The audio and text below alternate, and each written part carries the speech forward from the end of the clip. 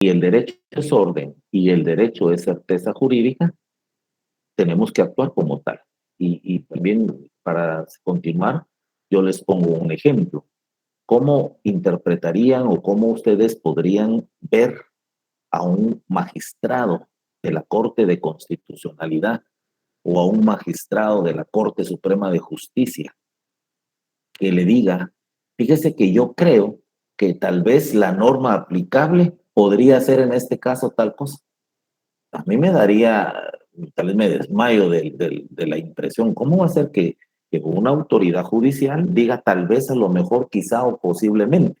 No, el juez tiene que tener certeza. Ahora, que se equivoque, eso es válido. Precisamente por eso es que el ordenamiento jurídico regula una serie de revisiones. Los jueces se equivocan, por supuesto, si son seres humanos, como usted y como yo. Usted probablemente el día de mañana vaya a ser juez, magistrado, fiscal, procurador general de la nación, procurador de los derechos humanos. No sé, podría desempeñarse en un alto cargo o un abogado que no demerita, pero el abogado no se puede justificar con su cliente. Es que fíjese que yo me confundí, yo usé esta norma, pero era tal otra. Es válido que se equivoque, pero no se justifique, ¿verdad? Hay que buscarle la solución y si no la tiene, pues no hay que afrontarlo, porque también nosotros como profesionales tenemos que afrontar nuestras deficiencias. Por eso es que estudiamos, por eso es que nos preparamos, por eso es que la sugerencia es prepárese antes de. Usted antes de su examen, ¿qué hace? Prepararse. Y, por ejemplo, yo antes de una audiencia, yo no voy como yo ya soy un abogado que tengo alguna experiencia, entonces yo ya no estudio mi caso. No, yo siempre regreso a la norma, regreso al caso, a revisar el expediente, eh, y lo vuelvo a analizar, pues, o sea, no improviso, y eso es lo importante, o sea, el derecho es orden, el derecho es certeza jurídica. Ok, bueno, entonces si estamos hablando, el tema de hoy es el ordenamiento jurídico como un elemento esencial del Estado, eh, pues se recuerdan que el ordenamiento jurídico, por ser orden, tiene una serie de escalones. Entonces, según nos ejemplifica eh, Hans Kelsen en su jerarquía de las normas, coloca a la Constitución en el rango superior. La Constitución es suprema, la Constitución es intocable, la Constitución no puede ser tergiversada ni contradicha de ninguna forma, porque si no hubiese esa certeza jurídica y todo el mundo haga con la Constitución lo que le da la gana, entonces creamos un Estado fallido. Por eso es que hay muchos estados donde modifican la Constitución a efecto de perpetuarse en el poder. Y lo hacen países de primer mundo. Nosotros sabemos, y yo siempre lo he dicho, que uno de los ejemplos constitucionales o del constitucionalismo moderno es el sistema jurídico de los Estados Unidos, porque ellos respetan ciegamente su constitución política.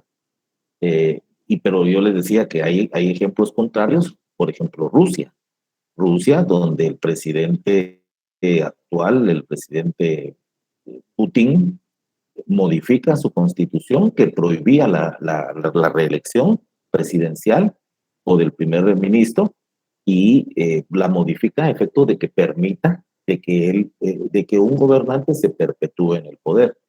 Parte de los principios democráticos de los estados significa la alternatividad en el poder, porque sociológicamente y psicológicamente y políticamente se ha demostrado que las personas, los seres humanos como nosotros, cuando tenemos demasiado poder, nos tupimos, nos enfermamos de la mente y nos volvemos tiranos. El ser humano también es tirano por naturaleza y cuando se le da mucho poder, se vuelve malo. Entonces, por eso es que ya se ha estudiado que no es conveniente gobiernos de mucho tiempo. Y por eso es que ejemplos como los Estados Unidos utilizan periodos de 4 años para su presidente y vicepresidente, y tienen también la buena cultura de que muchas veces los dejan 2 periodos. dos periodos de 4 años, 4 y 4, 8, porque tal vez en 4 no terminan de hacer sus metas. Hay excepciones, el presidente Donald Trump pues solo estuvo 4 años, supuestamente le robaron las elecciones con un fraude electoral, eso pues, no nos corresponde saberlo, pero les mencionaba pues que lo más importante dentro de un Estado es el respeto a su tercer elemento, que es el elemento ordenamiento jurídico, que está dirigido o encabezado por la Constitución. Entonces, una Constitución sólida, una Constitución rígida, una Constitución que se respete y que se haga valer, crea un desarrollo para ese Estado, para la población dentro de ese Estado determinado. Y Guatemala, pues, no es el mejor ejemplo. Nosotros desde en la época ya independiente, donde nos constituimos en república, pues hemos tenido una serie variada de constituciones, tomando en cuenta de que pues han existido demasiados convulsiones sociales y políticas que ha provocado precisamente lo que mencionaba hace un momento, tiranías, gobiernos como el de Estrada Cabrera, como el de Jorge Ubico, donde se perpetuaban en el poder y llegaban a convertirse en tiranos democráticos. Digo, pareciera contradictorio porque no, si es democrático no puede ser tirano, pero le pongo el título democrático porque lo hacían dentro de un Estado democrático, dentro de un Estado constitucional, porque modificaban la propia Constitución. Pues ahora nuestra Constitución, que como dice aquí en pantalla, fue creada por la Asamblea Constituyente el 31 de mayo de 1985, a la fecha, pues la hemos mantenido eh, gracias a que pues, no ha habido un rompimiento constitucional. Y eso lo que le da al Estado de Derecho es solidez. Entre más antigua sea la Constitución y que no sea vulnerada, que no sea violentada, pues es mejor. Aquí en Guatemala hay muchos intentos de reformar la Constitución o derogarla, o por qué no pensar inclusive en romper el orden constitucional, pero eso sería nefasto. Y pues ahora como vivimos en un mundo globalizado, pues ya existe protección del derecho internacional, ¿verdad? De no permitir que países en vías de desarrollo o países democráticos, pues rompan ese ordenamiento constitucional. Entonces, pues lo hemos mantenido desde 1985. Este no es un curso de Derecho Constitucional, por lo cual lo voy a tomar, estoy tratando de tomar este tema desde el punto de vista de la teoría del Estado. Y por lo tanto, estos puntos ustedes los ven pues, en un curso de Derecho Constitucional, pero como les mencionaba, con la teoría del Estado. Sí, en teoría del Estado nos enseña que el ordenamiento jurídico que está encabezado por la Constitución es el elemento esencial, más importante, bueno, o de la misma importancia que la población y que el territorio.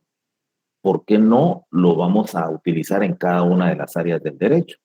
Por eso yo les insisto, el derecho constitucional se aplica en el derecho penal, el derecho constitucional se aplica en el derecho privado, se aplica en el derecho laboral, se aplica en el derecho administrativo, por supuesto, en todos los ámbitos, hasta en el privado, hasta en el derecho privado, el pacta sunt servanda, donde yo puedo celebrar un contrato de compraventa o un contrato de mutuo o un contrato de, de arrendamiento.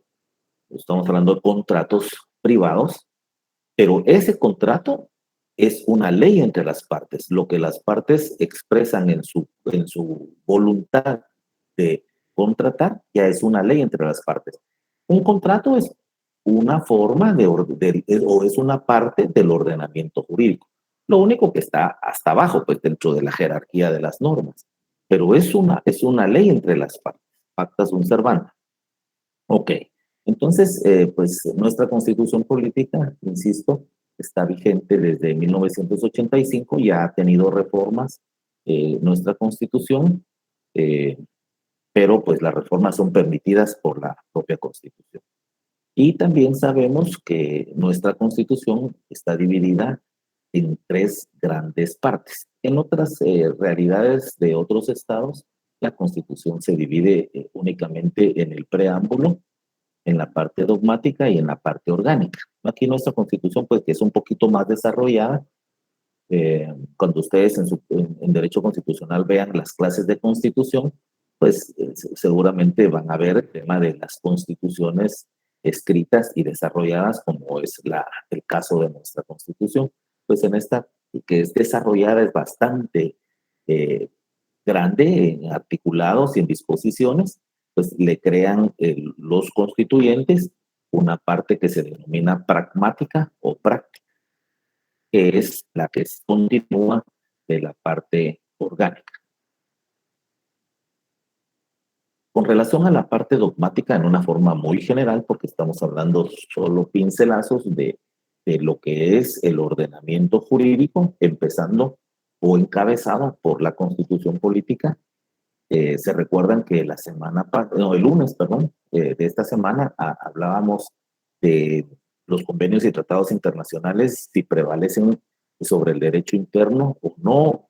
Y, bueno, ya la propia Constitución dice que sí prevalecen sobre el derecho interno, pero la disyuntiva o la pregunta que se hicieron durante mucho tiempo de las personas era si la Constitución era parte del ordenamiento jurídico o parte del derecho interno, y otros decían que no, que la Constitución era suprema y que era más, que quedaba más allá o más arriba del ordenamiento jurídico, pero ya nuestras cortes, nuestras altas cortes han analizado y estudiado y han indicado que nuestra Constitución sí forma parte de nuestro ordenamiento jurídico, de nuestro ordenamiento interno, y que entonces los convenios y tratados internacionales en materia de derechos humanos prevalecen sobre el derecho interno, en el cual está incluido la Constitución. Y les ponía yo casos prácticos como, por ejemplo, la pena de muerte. Les mencionaba, ¿verdad? Que si bien es cierto, la pena de muerte está regulada en el Código Penal para ciertos delitos, está regulada en la propia Constitución porque no ha sido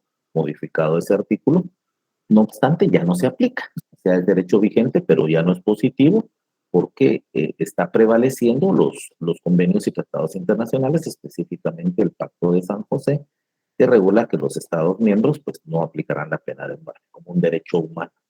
Entonces, y que le quitan una responsabilidad muy grande, como sucede en nuestro ordenamiento jurídico, el indulto presidencial, que permitía al presidente darle un perdón constitucional al condenado a pena de muerte. Pero, por ejemplo, hubo casos muy sonados, como el caso de 3 violadores, asesinos confesos, que violaron a una niña. Bueno, hubo varias violaciones, pero el caso concreto los condenaron a pena de muerte por la violación de una niña pequeña. Y cuando los jueces, después de todas las instancias de recursos hasta la casación, pues consideraron de que tenían que cumplirse la condena a muerte, se le pide el indulto o el perdón presidencial. En ese momento era el presidente Álvaro Arzú, y él, por la gravedad y la eh, detestable forma en que violentaron la vida de esta niña y sus derechos físicos, pues él no les dio el perdón judicial. Y de hecho recuerdo que también Ríos Montt en su momento pues condenó a pena de muerte a algunos condenados, valga la redundancia. No los condenó porque él no era juez, él era jefe de Estado, pero no le dio el indulto. Porque recuerdo que en esa época inclusive vino a visita a Guatemala Juan Pablo II, el Papa del Vaticano, y le pidió por escrito, señor presidente, reconsidere y déles el indulto a estos condenados a muerte. Entonces, a estos presidentes como que no tenía razón de ser, de que jueces en diferentes instancias judiciales hubieran encontrado a una persona responsable de la pena de muerte y le tiran la chibolita al pobre presidente de tomar en sus manos la decisión de si le salva o no le salva la vida. Entonces, como que por todas esas razones, en el caso de Guatemala ya, por ejemplo, ya se aplica mejor, mejor ya no nos metamos a problemas y mejor ya no condenemos a la pena de muerte. Y todos, hay muchos condenados que están condenados a pena de muerte que ahí están en prisión, ¿verdad? Como podría interpretarse como una cadena perpetua, porque no los van a matar, pero tampoco los van a dejar salir. Ok, esta parte dogmática es en la que encontramos aquellos derechos fundamentales, o sea, todos aquellos derechos que el Estado le garantiza a su población. El Estado de Guatemala le garantiza a los guatemaltecos o a la población que vive en Guatemala, sean guatemaltecos de origen naturalizados o extranjeros domiciliados, las personas que están en el territorio guatemalteco como elementos del Estado de Guatemala le garantizan esta serie de derechos fundamentales. Dentro de estos, ustedes saben que está el derecho a la vida, el derecho a la salud, el derecho a la educación, el derecho a la propiedad privada, el derecho al debido proceso, la presunción de inocencia, el derecho de petición, todos estos derechos que están contemplados del artículo 1 al artículo 139 de nuestra Constitución. Entonces, esta es la primera parte, pues que no estamos tomando como una parte de la Constitución también lo que podría, lo que se denomina como el preámbulo, ¿verdad? Que el preámbulo es la introducción que en este caso, pues, promulga, decreta, sanciona y promulga la Asamblea Nacional Constituyente. La otra parte importantísima, que viene más dedicada a nuestro curso de teoría del Estado, es la parte orgánica.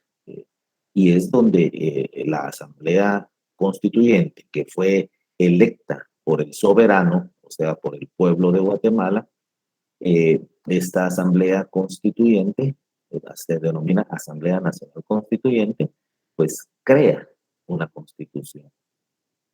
En el derecho constitucional se menciona que el poder constituyente se puede dividir en un poder constituyente originario o un poder constituyente derivado. El originario es el que se elige por el soberano para crear una constitución nueva. Este es el poder constituyente originario. Y el derivado es el que ya le realiza modificaciones a una constitución que está vigente. Entonces, aquí en nuestro medio, en Guatemala, a partir de la vigencia de esta constitución que actualmente tenemos, ha habido un poder constituyente que se denomina originario, que fue el que fue electo por el soberano, por el pueblo, para crear la constitución. Y también existe posteriormente, cuando hubo reformas constitucionales en el gobierno del presidente Ramiro de León Carpio, ahí pues ya se puede interpretar como un poder constituyente derivado, porque ya no fue convocado para crear una constitución nueva, sino fue convocado y electo para modificar o reformar, que es el término correcto, reformar artículos constitucionales que no son de los que se denominan artículos pétreos, que son no reformables. Ok, esta parte orgánica está regulada en nuestra Constitución, el artículo 140 al artículo 262, en la cual se establece la organización del Estado y de los organismos del Estado de Guatemala. Y estos son el organismo legislativo, cuyo, el cual está regulado de los artículos 157 al 181. El organismo ejecutivo del artículo 182 al 202 y el organismo judicial del artículo 203 al artículo 222. Y también las entidades autónomas y descentralizadas del Estado, que también están reguladas por nuestra Constitución, ¿verdad? Entonces, esta parte orgánica de suma importancia, que es la que establece precisamente cómo está estructurado el Estado de Guatemala desde el punto de vista del poder político. Se recuerdan que hablábamos el día lunes que el poder puede ser un poder judicial o un poder político. Cómo se rige es el elemento del derecho dentro de un Estado determinado. Y el poder político es precisamente el que realiza el organismo, tres organismos del Estado. Ahora, el Poder Judicial, pues evidentemente lo realiza el que se denomina organismo judicial, que es los órganos jurisdiccionales encomendados por el Estado para ejercer en determinado ámbito su jurisdicción, o sea, la facultad que tienen los jueces de impartir justicia y ejecutar lo resuelto en los procedimientos judiciales. Es esa facultad del Estado de hacer que se cumpla el ordenamiento jurídico. Tanto la Constitución, los convenios y tratados internacionales, las leyes ordinarias, las leyes de rango constitucional, eh, las leyes reglamentarias, que es una facultad legislativa que tiene el organismo ejecutivo, y las individualizadas, que es las que les mencionaba, como por ejemplo los pactos colectivos que celebran los sindicatos y los patronos, por ejemplo los contratos, los convenios, los reglamentos de trabajo, etcétera. Todas estas disposiciones que solamente rigen para un determinado y pequeño grupo de personas. Porque, por ejemplo, un sindicato va a celebrar un pacto colectivo de condiciones de trabajo solamente para la institución a la que representan esos trabajadores. No va a ser para otras instituciones. Por ejemplo, el, el pacto colectivo de condiciones de trabajo de la Coca-Cola no puede utilizarlo, por ejemplo, la Walmart o la corporación Pais o cualquier otra institución, o sea, o el pacto colectivo celebrado entre los maestros con el magisterio, con el ministro, tampoco puede ser utilizado por el Ministerio de Gobernación. Cada es para un sector determinado, igual que un contrato, igual que un reglamento interior de trabajo, todas esas disposiciones que van a regir únicamente para un determinado grupo de personas. La tercera, en nuestro caso, que es la parte pragmática o práctica, como se denomina, eh, pues en esta se establecen las garantías y mecanismos para hacer valer los derechos establecidos en la Constitución con el objeto de defender el orden constitucional. Esta la encontramos en los títulos sexto y séptimo entre los artículos del 263 al 281 de nuestra Constitución Política, que ustedes pueden dividir su Constitución precisamente para poder identificar precisamente estas instituciones.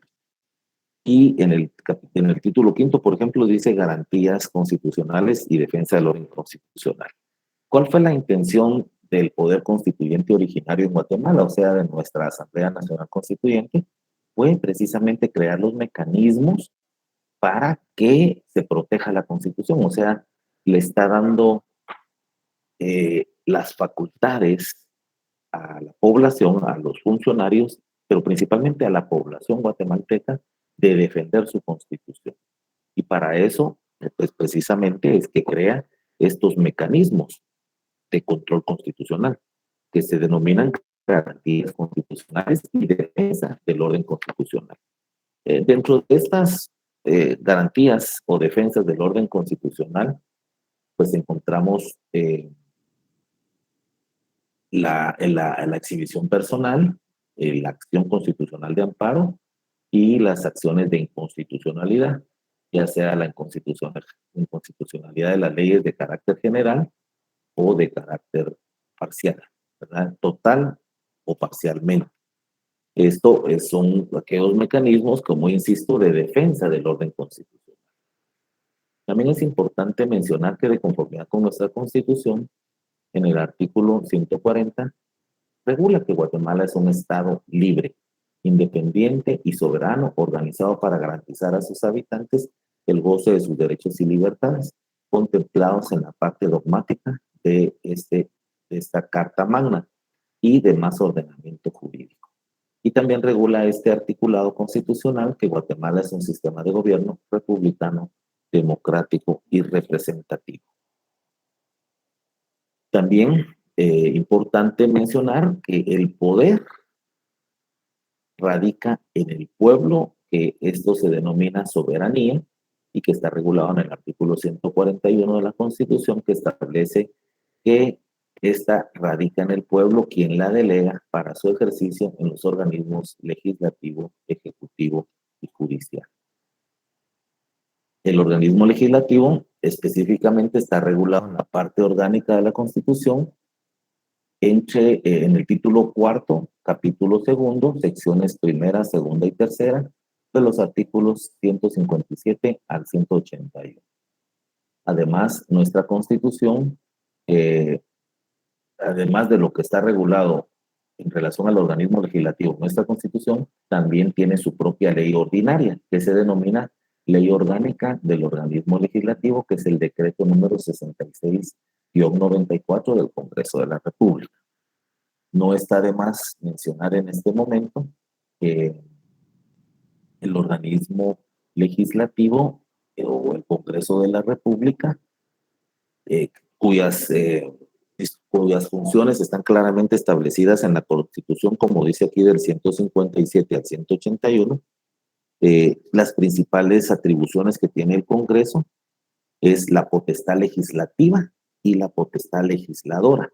El Congreso de la República, la Constitución lo crea, o sea, lo, lo, le da legalidad y legitimidad para poder legislar y para poder fiscalizar. La facultad legislativa está regulada precisamente en esta parte, en el 157, menciona en su primera parte que la potestad legislativa corresponde al Congreso de la República. Y dentro de las atribuciones del Congreso, que están reguladas en el artículo 165, menciona una serie de atribuciones eh, que están enumeradas de la literal A a la K. Dentro de ellas, el poder de creación de normas ordinarias. Hay otras funciones como la interpelación y atribuciones específicas, específicamente la de decretar, reformar y derogar leyes, que está regulado en el artículo 171. Y como se menciona aquí en la presentación, también su ley ordinaria o su ley orgánica es el decreto 63-94, donde dan todas aquellas bases legales y procedimientos que desarrolla más detenidamente, que inicialmente están reguladas por la Constitución y que precisamente la creación de las leyes ordinarias. El Congreso de la República de Guatemala actualmente está conformado por 160 diputados electos democráticamente de manera directa para un periodo de 4 años con posibilidad de reelección. Ustedes saben pues que los diputados al Congreso de la República son los funcionarios públicos o los dignatarios de la nación que menos requisitos requieren. Para ser presidente de la República, pues sí hay requisitos un poquito más exigentes, no digamos para ser, por ejemplo, un magistrado, desde el punto de vista del organismo judicial, porque pues ahí sí se necesita una especialidad que tiene que ser abogado, etc. Pero para ser diputado, pues no hay eh, no hay mayor requerimiento, pues normalmente los diputados son los que representan a el poder que lo tiene el pueblo mediante la soberanía. Y por eso pues que encontramos una serie de mandatarios probablemente sin capacidad, sin experiencia y pues con intenciones diversas, pero pues es nuestra Constitución la que establece dicha forma de elección.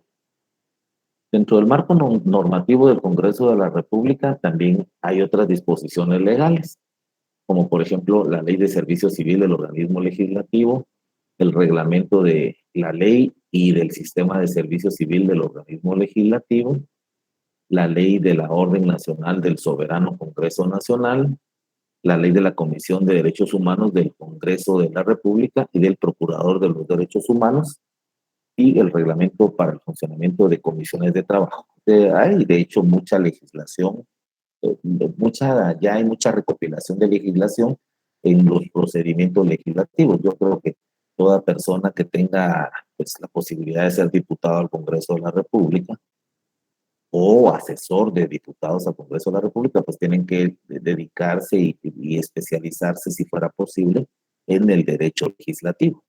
Ya es un área del derecho muy especializada, o sea, no cualquiera maneja el derecho legislativo o el procedimiento legislativo, tiene muchas peculiaridades y recuérdense que una forma de gobierno es el parlamentarismo, que vamos a hablar en futuras clases con relación a estas formas de gobierno, y el parlamentarismo pues dio mucha, tuvo mucha influencia en muchos sistemas de gobierno y precisamente la intervención del Parlamento en las disposiciones de elegir inclusive al primer ministro, como sucede en Inglaterra. Es el Parlamento quien elige al primer ministro, como que acá nuestros diputados al Congreso de la República eligieran al presidente y al vicepresidente. Nuestro sistema democrático pues está diferente a este, por eso es que tenemos rezagos del parlamentarismo, pero no es una aplicación total, porque en Guatemala tenemos parte del parlamentarismo y parte del presidencialismo. Pues por eso es que nosotros, nuestro organismo ejecutivo está regido por un presidente y un vicepresidente.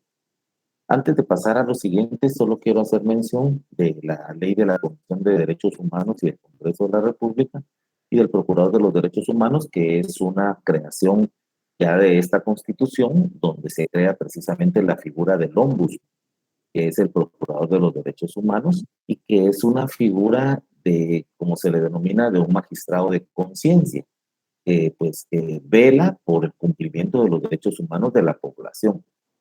En Guatemala, pues hemos tenido, creo que, buenos procuradores de los derechos humanos, regulares y malos. Yo no sé si este último, en lo personal, me reservo el derecho, pues, que es mi opinión personal, pues creo que es uno de los procuradores de los derechos humanos más nefastos en la historia de nuestro país. Pero, pues, es un criterio personal, ¿verdad? O sea, él no se dedicó en ningún momento de su periodo como ombudsman a, a velar por los derechos de los guatemaltecos, los derechos humanos de los guatemaltecos. No sé si ustedes alguna vez lo escucharon al Procurador de los Derechos Humanos defendiendo a tantas personas que fallecieron por la falta de medicamentos y asistencia médica en los hospitales a raíz de la pandemia del COVID-19. Pero sí se metió a temas de política internacional, a temas de política interna, a temas de ideologías que no le corresponden a un procurador de los derechos humanos. Pues está por entregar el cargo. Y que bueno, pues que, bueno, aunque él hubiera participado, yo no creo que hubieran sido tan locos los diputados al Congreso de elegirlo nuevamente. Pues ahorita va a haber dentro de muy pocos días va a haber una nueva elección del siguiente procurador de los derechos humanos.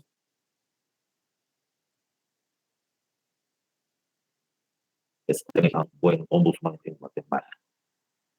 Siempre de las leyes del organismo legislativo podemos mencionar, por ejemplo, la ley de responsabilidad de funcionarios y empleados públicos, decreto 89-2020 del Congreso de la República, y la ley en materia de antejuicio, decreto número 85-2002 del Congreso de la República.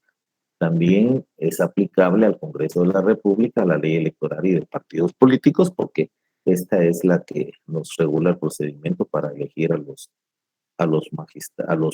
diputados al Congreso de la República. Por su parte, el Poder Ejecutivo o el organismo ejecutivo está conformado por el presidente, vicepresidente, consejo de ministros y demás entidades públicas correspondientes, como por ejemplo las secretarías de la presidencia. El presidente y vicepresidente son elegidos o electos por un periodo improrrogable de 4 años por medio de voto secreto y universal. O sea, todos los guatemaltecos debemos de concurrir, tenemos el derecho de elegir y ser electos y concurrir a las urnas cuando somos convocados a una elección general por parte del Tribunal Supremo Electoral. Y esto sucede pues cada 4 años. Bueno y malo, pues yo creo que tiene más malo que bueno, porque eh, ningún país, creo que como ningún país democrático del mundo aguanta 8 años a un gobierno como los que nosotros tenemos. Yo creo que desde la era democrática, desde la vigencia de esta constitución, desde el gobierno de Vinicio Cerezo para acá, pues cada vez como que elegimos peor, o no tenemos opción de poder elegir, pero como que cada gobernante supera al anterior en corrupción, en ineficiencia, en nepotismo.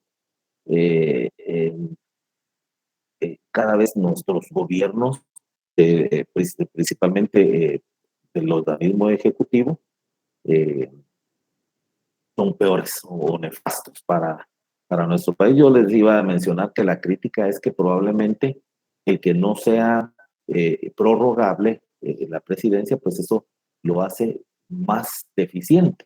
Porque ¿qué es lo que sucede? Me imagino yo que han de pensar los presidentes, solo tengo 4 años para gobernar. Dentro de 4 años, pues yo ya salgo de la presidencia y me tengo que dedicar a mi nueva vida de millonario. Bueno, eso me lo estoy inventando yo. Pero 4 años no es suficiente, ni para gobernar, ni para implantar nuevas bases de un gobierno y de un desarrollo, y como que están más preocupados en que ya me tengo que ir, en que ya viene otro presidente y que me tengo que llenar los bolsillos de dinero público. Entonces, pero imagínense que tuviéramos 8 años, pues como que tal vez sería más complicado. Eh, sí, Marilyn, ¿qué manda?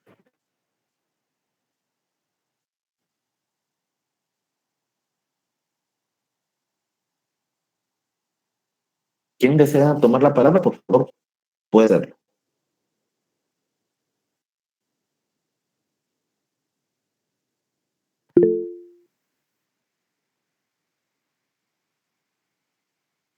Heidi, por favor, adelante. Buenas tardes, licenciado. O sea que, Hola, ¿cómo estás? disculpe, mi pregunta sería, o sea que si el gobierno fuera de 8 años, ¿cree que por lo menos los gobiernos terminarían acciones que no se toman? O sea, ¿sería en parte bueno? O sea, serían 4 años más de corrupción, como dice usted, pero ¿cree que terminarían por lo menos proyectos que tal vez sí valgan la pena? Yo creo que sí, que sí. Mire, el ejemplo lo podemos tomar en otras realidades, porque, y ponemos nuevamente el ejemplo de los Estados Unidos. Han habido buenos gobiernos. Recuerdo el gobierno de Bill Clinton, fue un buen gobierno, era un presidente demócrata. Creo que 4 años no es suficiente. Y otro ejemplo que podríamos tomar en nuestra realidad es, por ejemplo, los alcaldes. Los alcaldes, y podría poner de ejemplo a una persona controversial como fue Álvaro Arzú, pero tal vez no lo mencionemos a Álvaro Arzú como alcalde, pero hay otros alcaldes, recuerdo Tono Cobo en Santa Catarina Pinula, hubo un alcalde, no recuerdo su nombre, en Fraijanes, que fueron tan buenos alcaldes que la gente los reelegía y los reelegía y los reelegía porque eran tan buenos que la gente no quería que se fueran. Y fueron alcaldes que le dieron mucho desarrollo a sus pueblos. Ahora también viene la contraparte. Hay muchos alcaldes que se logran reelegir porque compran votos, porque compran voluntades, porque son narcos y tienen el poder económico. De todo hay. Pero yo creo que tiene ambas posibilidades. Creo que la presidencia y la vicepresidencia pudiera ser, eh, que pudieran reelegirse. Creo que tiene el lado positivo porque un buen presidente y un buen vicepresidente podría hacer mucho más por un desarrollo de su población. Y también se corre el otro riesgo, el riesgo de países donde los presidentes se perpetúan en el poder, y veamos el ejemplo del estado de Nicaragua, ¿verdad? Donde el presidente Daniel Ortega y su esposa, la vicepresidenta, pues ya modificaron la constitución, y ¿quién lo saca del poder? Veamos el ejemplo de Venezuela, donde el presidente, pues creo que ya lo hizo Chávez, la reforma a la constitución, y donde reformaron el artículo que prohibía la continuidad y ordenaba eh, la alternatividad como un sistema de un Estado democrático. Creo que tiene bueno y malo, ¿verdad? Yo creo que ambas son, el ideal creo que sería tener un buen gobierno durante 8 años, ese sería el ideal. Pero ¿quién va a aguantar un gobierno corrupto durante 8 años? Ahí sí que cada vez creo que los guatemaltecos le damos gracias a Dios porque ya se va a ir el actual presidente. El problema es que cuando viene el otro resulta peor que el anterior, ¿verdad? Entonces, como que se especializan en ver todas estas formas de cómo saquear al pueblo y yo no sé ustedes, pero yo, pues tal vez nosotros todos nosotros que estamos en la ciudad, por ejemplo, que tenemos la oportunidad de tener un trabajo, de educarnos como ustedes lo están haciendo, de asistir, de tener el privilegio de ser estudiantes de la Universidad de San Carlos de Guatemala, no nos damos cuenta de la realidad que viven nuestros compatriotas. Pero si salimos al interior y no digamos a aquellos lugares donde hay extrema pobreza, yo creo que nos encontraríamos en una situación tan deprimente que es difícil. Entonces nos damos cuenta que todos estos saqueos de las arcas públicas, toda esta corrupción, todo esto que vivimos, estos malos gobiernos, pues tal vez no nos han afectado tanto a nosotros. Porque ¿qué tanto me puede afectar a mí que le subieron a la gasolina si gracias a Dios tengo un carro? Y gracias a Dios tengo un ingreso económico para poder comprar gasolina. Pensemos en toda aquella gente que no tiene ni siquiera para comer y que todo ese dinero que se roban los políticos, pues debería de ir a parar a esa gente. Ahorita tratando del partido de gobierno de aprobar un nuevo préstamo multimillonario para reparar carreteras. No, hombre, no, hombre, si ya el actual gobierno nos saqueó tanto, nos endeudó tantas generaciones a futuro con tanto préstamo por el tema de la pandemia que todavía no se conforman y ahorita tratando de nuevos préstamos para reparar carreteras cuando eh, ellos tienen precisamente del mismo tema de las gasolinas, ahí reciben un porcentaje de impuesto que es para reparar carreteras. ¿Por qué van a pedir un préstamo adicional? Pero bueno, ¿para qué nos vamos a seguir decepcionando de nuestros gobernantes? Um, Siempre hablando del organismo ejecutivo, además del presidente y vicepresidente, hay ministerios, viceministerios, secretarías, gobernaciones departamentales, dependencias y entidades públicas, descentralizadas, autónomas y semiautónomas. También forman parte del organismo ejecutivo las comisiones temporales, comités temporales de la presidencia, gabinetes específicos, etc. También corresponde al presidente de la República, mediante acuerdo gubernativo, crear y establecer las funciones y atribuciones, así como la temporalidad de los órganos mencionados anteriormente. Recordemos que también le corresponde al Ejecutivo el nombramiento de representantes ante otros estados, entiéndase, a los cancilleres y a todos estos representantes del gobierno ante Naciones Unidas y ante otros estados. La Constitución Política regula precisamente al organismo legislativo en el título cuarto, capítulo tercero, secciones primera, segunda y tercera, de los artículos 182 al 202. Además, la ley orgánica del organismo ejecutivo es la ley del organismo ejecutivo que está redactada en el decreto 114-97 del Congreso de la República, y aquí es donde se crean precisamente los ministerios de Estado. También se debe de considerar para el organismo ejecutivo la ley de responsabilidad de funcionarios y empleados públicos, la ley de servicio civil y por supuesto la ley electoral y de partidos políticos. Esta es la propia legislación. Hay otras leyes que tienen íntima relación con el organismo ejecutivo, por ejemplo, la ley de los consejos de desarrollo urbano y rural, decreto 11-2002 del Congreso de la República. Esta ley de consejos de desarrollo urbano rural es parte de la política de descentralización del Estado, tratando de llegar a las comunidades y de la regionalización de la política de descentralización del Estado. ¿Hay alguien que necesite utilizar la palabra? Por favor, puede hacerlo.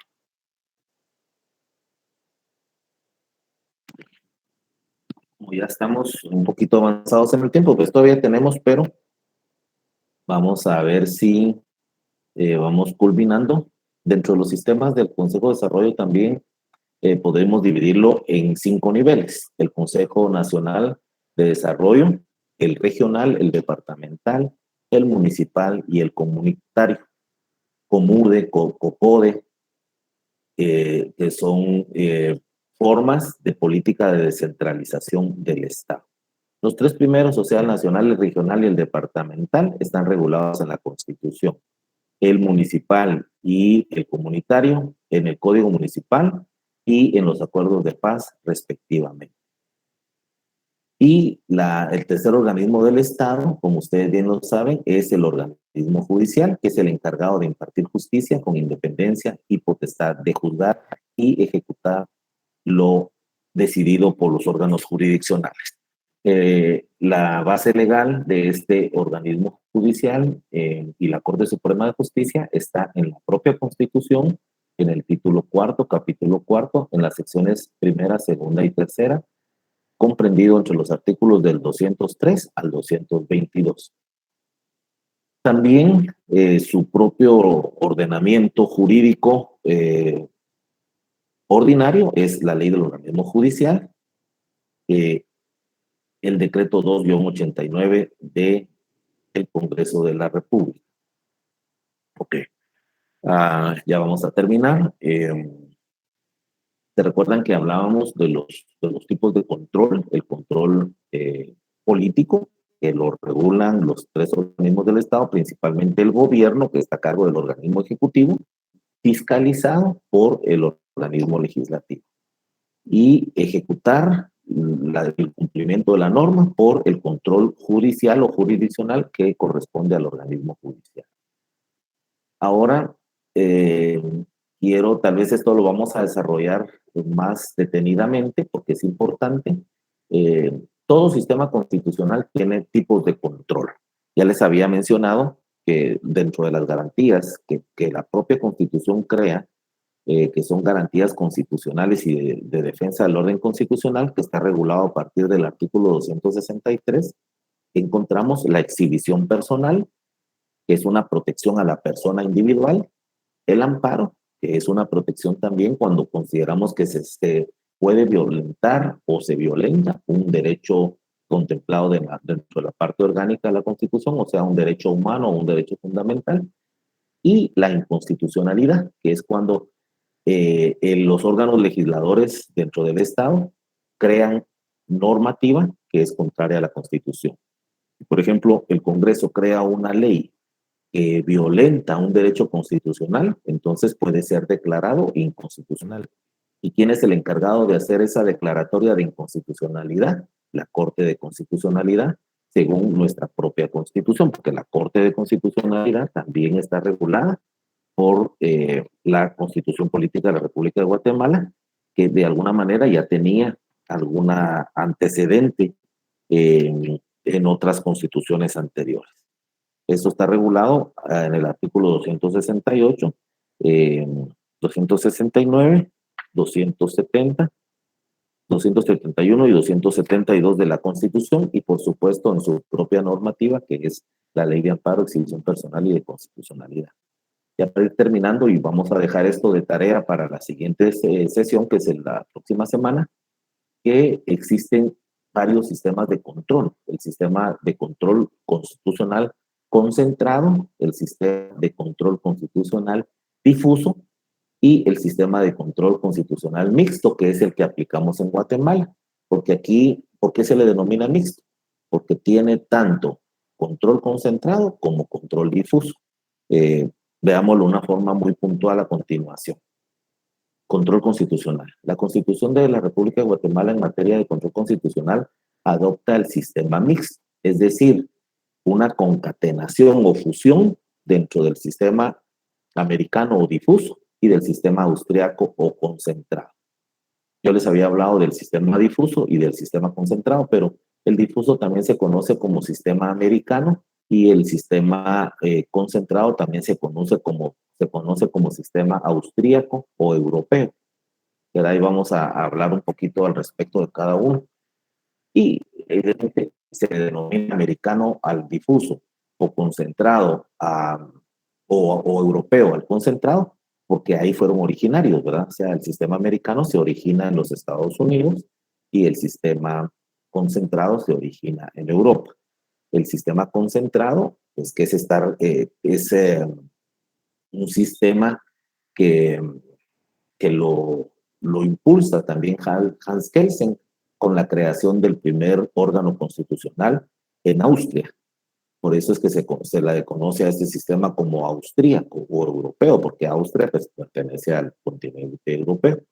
Y el sistema americano o difuso, que ese pues tiene su creación por medio del control constitucional a raíz de una famosa sentencia de un famoso juez, presidente de la Corte Suprema de Justicia eh, en los Estados Unidos, mediante la emisión de una sentencia de un famoso caso que se llama Marbury versus Madison. El juez Marshall, presidente de la Corte Suprema de Justicia, le da creación precisamente a este sistema de control americano difuso. Vamos a ver muy puntualmente qué significa cada uno de esos y los explicamos ya más detenidamente en la próxima sesión. En algunos estados existen sistemas de control político, donde no hay jueces, sino órganos especiales que ejercen un control de alcance general y sin otra relación que el análisis de la legalidad constitucional. Pero también existen sistemas jurisdiccionales que reconocen otras opciones. En ese ámbito del control constitucional de la competencia específicamente jurisdiccional está el esquema del revision judicial o judicial review, por medio del cual deja en manos de jueces la integración que integran el Poder Judicial, la interpretación y aplicación de la Constitución o del sistema jurisdiccional constitucional.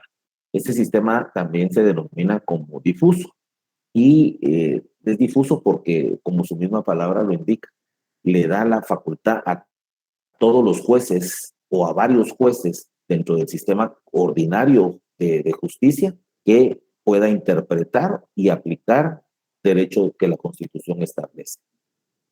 Este también es conocido como americano.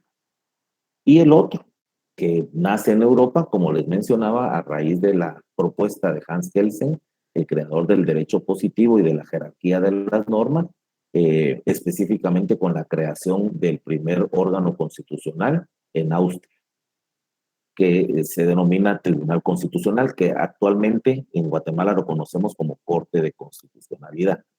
De ahí surge que en varios estados, principalmente en América Latina, como Guatemala, se insta una mezcla o una concatenación o una conexión del sistema europeo y del sistema americano.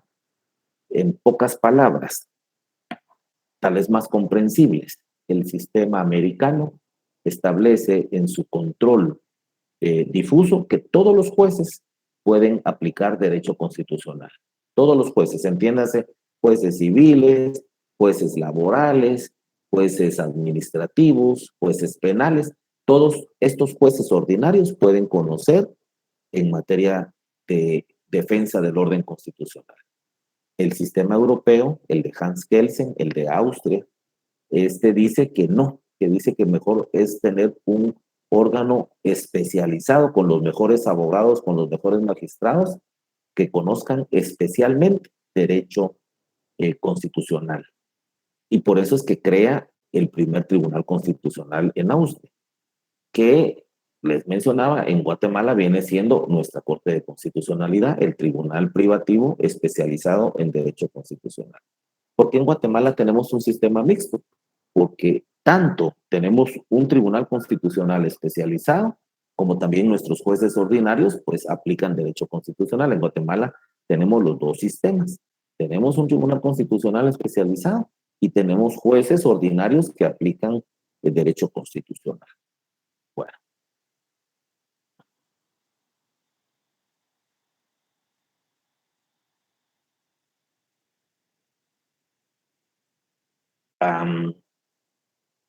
Pues este tema del control constitucional lo vamos a ver un detenimiento más especial para la siguiente. Bueno, voy a ver algunas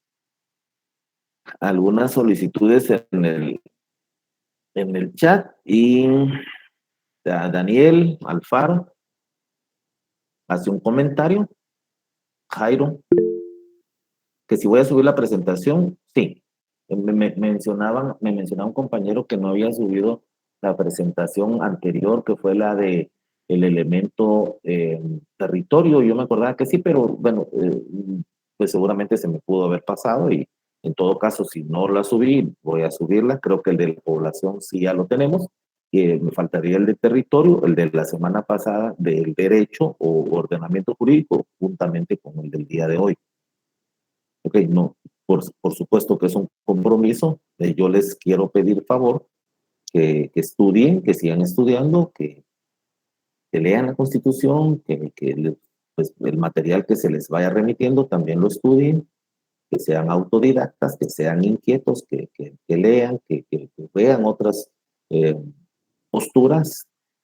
No sé si a alguien se le ocurre leer sobre la sentencia del juez Marshall, caso Harbury versus Madison, que ahí se origina este sistema de control, o quisiera leer un poco sobre el primer tribunal constitucional de Hans Kelsen, ¿verdad? O sea, entre un estudiante inquieto en que más eh, se apasione por aprender, y que grato sería que la próxima semana me dijera, fíjese que yo leí sobre esta famosa sentencia y pues fíjese que tengo tal y tal opinión y pudiéramos platicar y conocer un poquito más de derecho.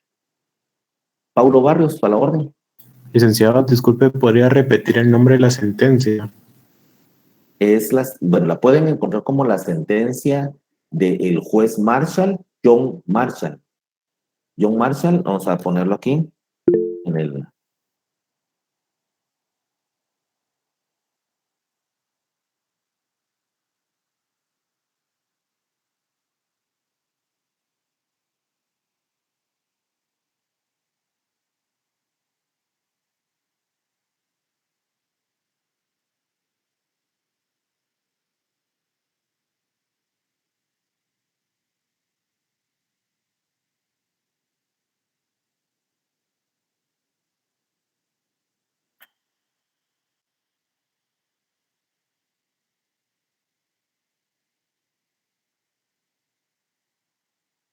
Aquí les pongo el juez John Marshall, es la famosa sentencia del juez Marshall, presidente de la Corte Suprema de Justicia de los Estados Unidos, que en 1803 emitió la sentencia del caso Marbury versus Madison, y de ahí se origina el sistema de control difuso o americano. Interesantísimo, porque este juez Marshall, pues le llega un caso político bien complicado, que lo vamos a platicar la próxima semana, en el cual dice, bueno, ¿y por qué nosotros tenemos que decidir de este tipo de casos cuando los jueces ordinarios conocen más esas interioridades de casos específicos? Este fue un caso de un secretario de Estado, de un presidente en los Estados Unidos. De hecho, el juez Marshall inclusive estuvo trabajando como secretario de Estado de un presidente, John, no me acuerdo, pero, pero, pero llegó a tomar la disposición que va en contra de que un solo tribunal constitucional tenga todo el poder en pocas manos, que hemos platicado de eso. Entonces, por eso es que en Guatemala, y aquí viene una crítica en relación a este sistema concentrado, o europeo, o austríaco, o kelseniano, donde la Corte de Constitucionalidad ha tomado tanto poder en Guatemala que decide hasta quién va a ser presidente y quién no va a ser presidente. O sea, tiene tanto poder la Corte de Constitucionalidad que todos nos despedazamos en procesos judiciales, y a la larga el que tiene la última palabra es la Corte de Constitucionalidad. Por eso es que no es, a la larga yo soy crítico de que tengamos un sistema concentrado. Es preferible un sistema difuso en donde todos los jueces puedan conocer, que los jueces penales conozcan de casos constitucionales penales, que los jueces civiles conozcan casos de sistemas constitucionales civiles, que jueces laborales conozcan casos de sistemas constitucionales laborales, porque es preferible. O sea, nadie es todólogo, ni es conveniente que lo seamos. En cambio, una Corte de Constitucionalidad a la larga tiene la última palabra, y repito, esta frase con la que me voy a retirar el día de hoy, es que el poder extremo en pocas manos al final se convierte en tiranía. No, el ser humano no está capacitado para tener demasiado poder, porque se vuelve malo. Si no lo era, pues se vuelve malo, y si ya lo era, pues se vuelve más malo. Entonces, pues creo que esa es una de los principios por los cuales pues, muchos criticamos a órganos como la Corte de Constitucionalidad. Bueno, compañeros, yo creo que estamos hasta acá el día de hoy. Si tuvieran algún otro comentario o alguna observación, alguna que quisieran tomar la palabra, es con mucho gusto. Si no, pues finalizamos aquí. Licenciado, buenas tardes. ¿Qué manda, Carlos? Solo una consulta, licenciado. El día que usted comentó que iba a confirmar las fechas de los segundos parciales para confirmar si la comprobación de lectura la íbamos a hacer el 30 de marzo. Sí, ahorita le respondo, Carlos. Yo le escribí hoy en la mañana a mi coordinadora.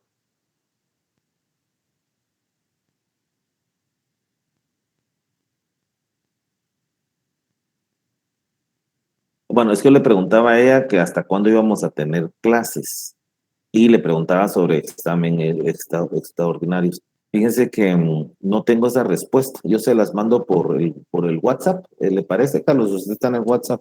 Parece, licenciado, pero igual nosotros vamos a tomar la fecha que usted ya había dado del 30 de marzo como referencia. Tomemos el 30 de marzo para la comprobación de lectura del contrato social de Juan Jacobo Rousseau, por favor. Sí.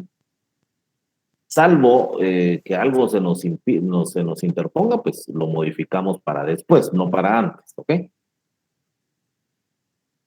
Gracias, licenciado. Muy bien.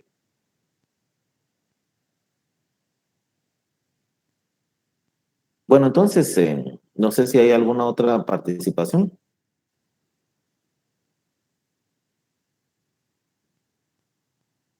No, licenciado. Feliz Bueno, tarde. entonces, pasen muy buena tarde. Gusto saludarlos. Cuídense mucho. Feliz tarde, licenciado. Igualmente, licenciado. Feliz tarde.